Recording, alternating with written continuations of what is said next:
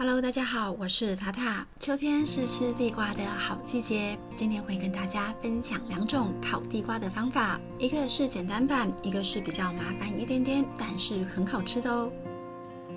烤地瓜最常用的就是这2种，红肉跟黄肉的地瓜。地瓜怎么选才是甜的呢？其实闭着眼睛选就可以了。选地瓜我会挑大小均一、比较圆的，不要买太小条的地瓜，纤维会比较粗一点，也不要买太大条的，这样烤的时候呢，也比较不容易熟透。像这样圆圆的，烤起来就很好吃了。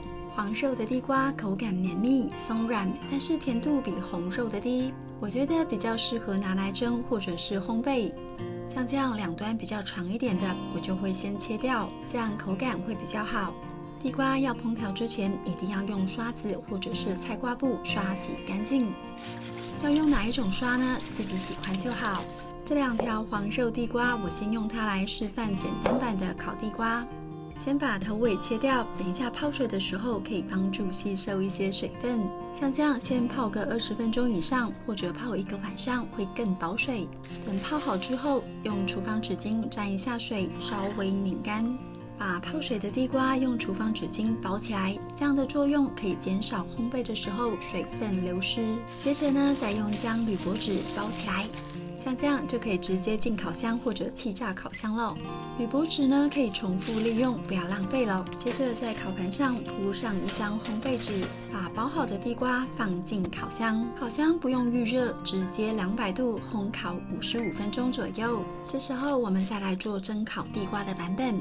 同样的，把头尾去掉，去除掉粗纤维，也去除掉不容易刷洗干净的地方。你可以用电锅先蒸过，大概外锅2杯的水量。不过呢，我比较喜欢用压力锅蒸地瓜，地瓜的口感会变得比较绵密，而且更好吃哦。在压力锅里面放上一个蒸架，接着倒入300cc 的水量，把地瓜摆进来。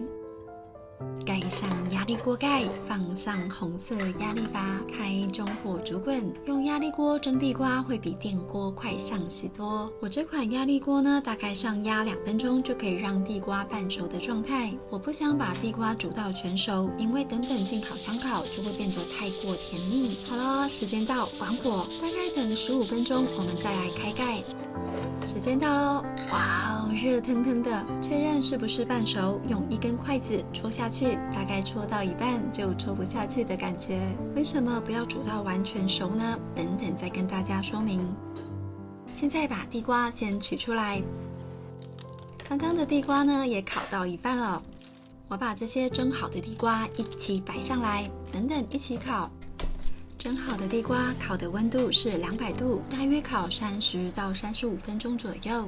这段时间呢，没有什么事情，就可以来准备一些蔬菜。除了吃淀粉之外，蔬菜也是很重要的哦。好了，现在地瓜已经烤好了。哇哦，看起来很好吃的样子，焦糖都流出来了。不确定有没有熟，可以用1根筷子戳一下，很容易戳下去就表示熟了。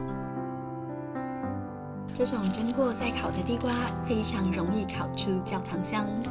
来看看包起来的黄肉地瓜烤得如何？看起来没有焦糖的样子，筷子戳下去也熟了。先不要觉得没有焦糖就不好吃哦。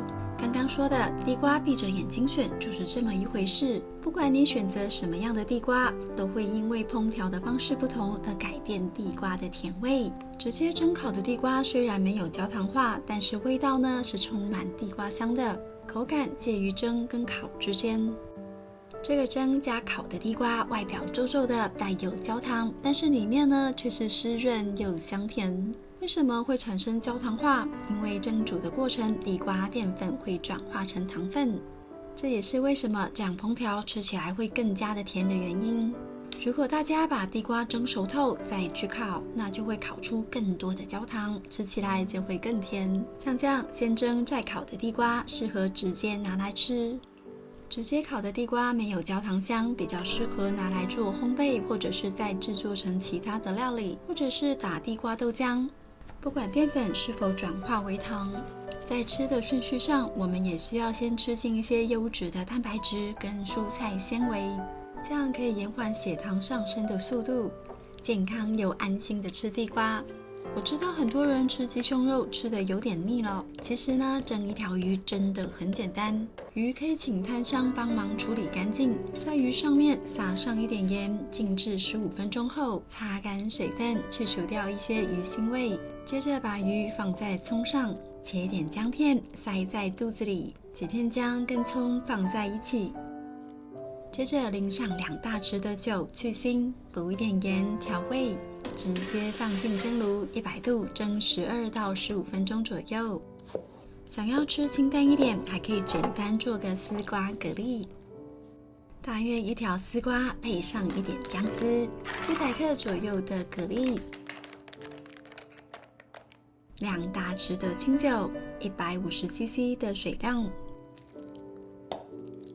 好了，鱼蒸好了。我这条鱼比较小，我大概蒸10分钟，焖1分钟，让熟度均匀。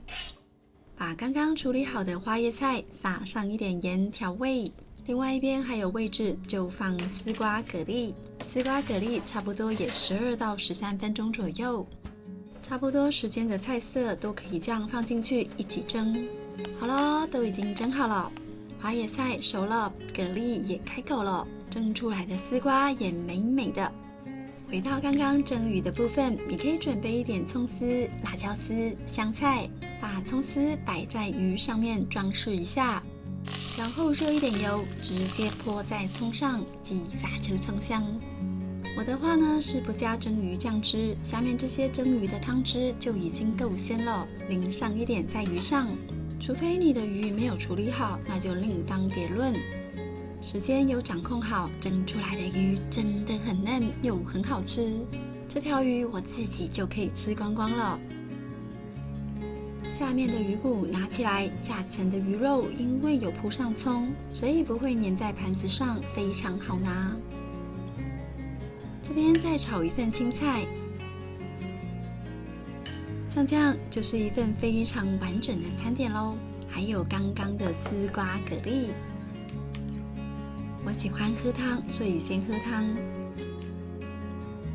丝瓜蛤蜊用蒸炉蒸，非常的方便，又不需要顾火。对于现在忙碌的人是很方便的选择。地瓜虽然好吃，但是还是要忍耐一下，留到最后再吃，这才是正确的吃法哦。好啦，今天的影片就到这里，喜欢我的分享记得帮我点赞。那我们下次再见，拜拜。